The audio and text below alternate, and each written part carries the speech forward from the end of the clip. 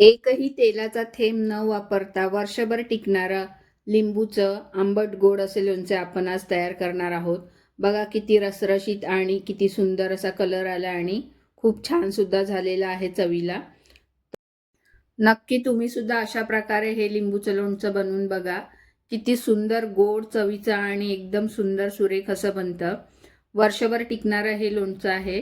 तर त्यासाठी आता मी हे अर्धा किलो लिंबू घेतलेले आहेत. हे लिंबू स्वच्छ धुवून घ्यायचे आहेत. मी पाणी घालून हे हाताने असे एक एक करून चोळून घेतले आणि नंतर त्यामधलं पाणी काढून टाकायचं आहे आणि मग असे हे पुसून काढायचे. पूर्ण पुसून घ्यायचे. त्याच्यावरती पाण्याचा थेंब एकही ठेवायचा नाही आहे. पुसल्यानंतर साधारण 5-1 मिनटं आपल्याला ही लिंबं अशीच ठेवून द्यायची आहेत सुकण्यासाठी. हे बघा एक एक करून अशी मी लिंबू चोलून म्हणजे कापडावरती पुसून घेतलेली आहेत. पुसून झाली सर्व लिंबू आणि ही अशीच 5 मिनटं मी ठेवली होती सुकायला.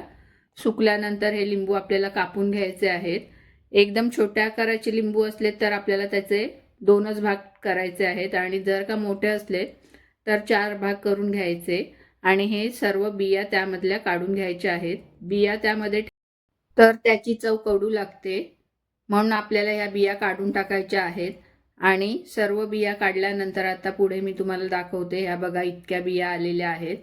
आता हे असं एक काचेचं बाऊल घेतलं आहे मी, नाहीतर तुम्ही काचेची बरणी घ्या. काचेच्या बरणीमध्ये हे सर्व लिंबूची फोडं आहेत ती घालून घ्यायची आहेत. जेवढी या बाऊलमध्ये फोडं बसली तेवढी मी त्यामध्ये बसवून घेतली आणि उरलेली बाकीची मी ह्या छोट्याशा बरणीमध्ये भरून घेते. आता हे सर्व फोडं मी या काचेच्या बरणीमध्ये आणि काचेच्या बाऊलमध्ये भरून घेतली. आता त्यावरती मी हे मीठ घालून घेणार आहे. बघा हे मी पहिलं काचेचं बाऊल घेतलं, त्यामध्ये थोडे जास्त प्रमाणात होती फोडं म्हणून मी त्यावरती 2 चमचे भरून मीठ घालून घेतलं. हे 2 चमचे भरून मी मीठ घालून घेतलं आणि हे सर्व मीठ त्या लिंबूच्या फोडांना मिक्स करून घेतलं म्हणजे लावून घेतलं. हे असे हपकून घ्यायचे आहेत छान असे. हे बघा अशा प्रकारे त्यांना मीठ सर्व बाजूने लागून जाईल आणि मग झाकण लावून आपल्याला हे ठेवून द्यायचे आहे. अशाच प्रकारे जे का मी बरणीमध्ये भरले होते ते थोडे होते म्हणून मी त्यामध्ये 1 चमचाच मीठ घालून घेतला. हे लिंबू मी बरोबर अर्धा किलो घेतलेले होते, तर अर्धा किलो लिंबूसाठी मी 3 चमचे भरून मीठ घालून घेतलं. आता हे झाकण लावून ठेवून द्यायचे आहेत आणि दर दिवशी आपल्याला हे लिंबू चमचा घेऊन मिक्स करायचे आहेत. म्हणजे वरचे खाली आणि खालचे वर असे पीस करायचे आहेत म्हणजे लिंबूची फोडं. म्हणजे दररोज त्याला मीठ लागेल व्यवस्थित आणि लिंबूची फोडं आहेत ती नरम पडतील. छान त्यामधला कडूपणा पण कमी होईल. बघा अशा प्रकारे 7 ते 8 दिवस आपल्याला हे लिंबू असे दर दिवशी मिक्स करून घ्यायचे आहेत. 8 ते 10 दिवसानंतर छान असे नरम पडतात. बघा 10 दिवसानंतर मी हे लिंबू खोलून बघितले तर बघा किती छान असे नरम झालेले आहेत. दर दिवशी मी तुम्हाला याचा व्हिडिओ दाखवला नाही, मी फक्त पहिले 1 दिवसाचाच दाखवला आणि नंतर मग डायरेक्ट 10 दिवसानंतर हे तुम्हाला बघा लिंबू किती नरम झालेले आहेत.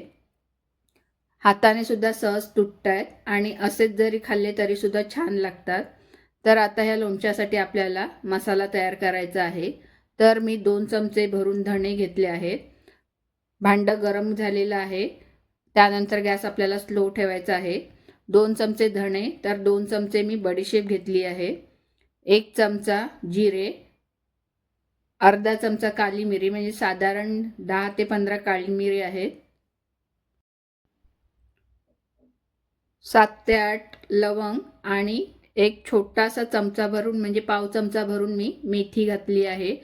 म्हणजे मेथीचे पण मोजून आपल्याला 10 ते 15 दाणेच घालायचे आहेत. हे छान असं आपल्याला हलकं भाजून घ्यायचं आहे. जास्त वेळ आपल्याला भाजायचं नाही आहे. थोडं गरम होईपर्यंतच भाजून घ्यायचं, म्हणजे जास्त भाजलं तर त्याचा कडूपणा येऊ शकतो आणि मसाला करपतो. म्हणून आपल्याला हलकं भाजून ते मिक्सरला फिरवून घ्यायचं आहे. त्याच कढईमध्ये मी अर्धा किलो गूळ घालून घेतलं. हे बारीक चिरून घेतलेलं गूळ आहे आणि ते आपल्याला वितळवून घ्यायचं आहे. म्हणजे गुळाचे खडे आहेत ते पातळ करून घ्यायचे आहे. गूळ चांगलं पातळ करून घ्यायचं आहे. बघा या अशा प्रकारे हे गूळ मी वितळवून घेतलं आहे. त्यामधले खडे वगैरे सर्व पातळ झालेले आहेत, वितळलेले आहेत. आता हे आपल्याला छान असं मिक्स करून घ्यायचं आहे. गॅस एकदम बारीक ठेवायचा आहे. आपल्याला याचा पाक करायचा नाही आहे आणि त्यामध्ये पाणीसुद्धा घालायचं नाही आहे. बिना पाण्याचा आपल्याला गूळ वितळवून घ्यायचं आहे. वितळल्यानंतर आपल्याला आता त्यामध्ये बाकीचं साहित्य घालायचं आहे. बघा अशा प्रकारे हे गूळ मी वितळवून घेतलं आहे. त्यामध्ये अजिबात गुठल्या राहिलेल्या नाही आहे. तर गॅस एकदम स्लोच ठेवलेला आहे. आता हे आपलं गूळ चांगल्या प्रकारे वितळलेलं आहे, म्हणजे गुठल्या कुठेही राहिलेल्या नाही आहेत. आता त्यामध्ये मी हे मसाले घालून घेते. तर हा आपण भाजून घेतलेला, मिक्सरला लावून घेतलेला मसाला घालून घेतला. आता हे 1 चमचा भरून मी काळं मीठ घालून घेतलं आणि 1.5 ते 2 चमचा लाल तिखट घालून घ्यायचं आहे. जसं तिखट असेल तसं. हे जास्त तिखट होतं म्हणून मी 1.5 चमचाच लाल तिखट घातलेलं आहे. आणि हा पाव चमचा भरून हिंग घालून घेतला. सर्व हे मिक्स करायचं आहे त्या गुळामध्ये. बघा मसाले सर्व मिक्स झाले की साधारण 1 मिनिटभर आपल्याला हे बारीक गॅसवरती शिजवून घ्यायचं आहे. म्हणजे गुळामध्ये छान असे मसाले मिक्स होतात आणि त्याची चवसुद्धा खूप छान येते. 1 मिनिटभर आपल्याला स्लो गॅसवरती शिजवून झाल्यानंतर गॅस बंद करून भांडे खाली उतरून घ्यायचं आहे. बघा हे गरमच आहे. आता हे थोडं थंड थंड होत जाईल तसं घट्ट होत जाईल, म्हणून हे आपल्याला चमच्याने मिक्स करून घ्यायचं आहे. बघा हा पाक असा घट्ट झाला आहे. आता तो जरी घट्ट झाला असला तरी त्यामध्ये आपल्याला काहीसुद्धा ॲड करायचं नाही आहे, म्हणजे पाणी किंवा इतर काहीही घालायचं नाही आहे. तर आता त्या पाकामध्ये आपल्याला हे लिंबूची फोडं घालून घ्यायची आहेत, जी आपण 8 ते 10 दिवस मिठामध्ये मुरवून घेतली आहेत ती. तर बरणीमध्ये होती तीसुद्धा मी त्यामध्ये घालून घेतली आणि हे मी मिक्स करून घेतली. माझी एक क्लिप त्यामध्ये डिलीट झाली, त्यामुळे मी हे तुम्हाला डायरेक्टच दाखवलं. लिंबूची फोडं घातल्यानंतर तासभर हे मी असंच ठेवलं होतं आणि चमच्याने मिक्स करून घेतलं. बघा गूळ चांगलं त्यामध्ये पातळ झालेलं आहे आणि रसरशीत असं आपलं हे लोणचं तयार आहे. तर अशा प्रकारे हे लोणचं तयार आहे आणि नंतर मग आपल्याला बरणीमध्ये भरून घ्यायचं आहे. साधारण वर्ष ते 1.5 वर्ष हे लोणचं आपलं खराब होत नाही आणि त्याची चवसुद्धा एकदम अप्रतिम अशी तयार होते.